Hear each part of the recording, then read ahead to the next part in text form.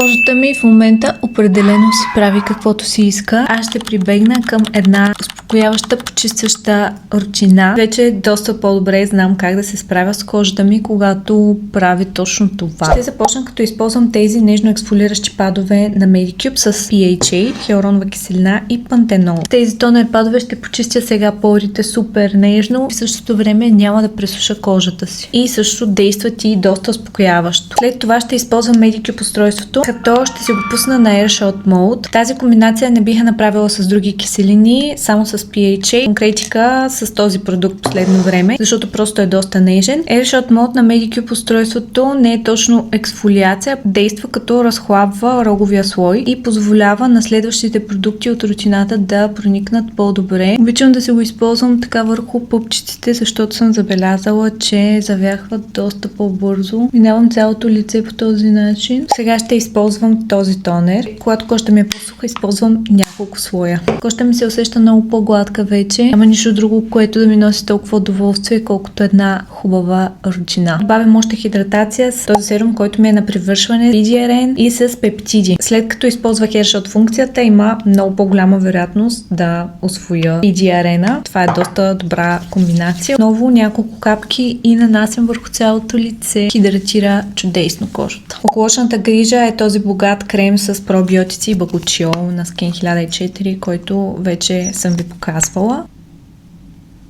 Доразнасям винаги с пръст крем за лице от същата серия. Много подхранващ и богат. Много ми е подходящ за зимата особено. И за финал слънцезащита, разбира се, отново от същата серия. Общо взето съм много доволна от тази серия продукти. И това беше рутината ми, подхранваща, почистваща, подходяща за този сезон. Всички продукти може да откриете в сайта на Bear Care и ще се радвам да ми споделите в коментарите дали искате да видите и вечерна рутина.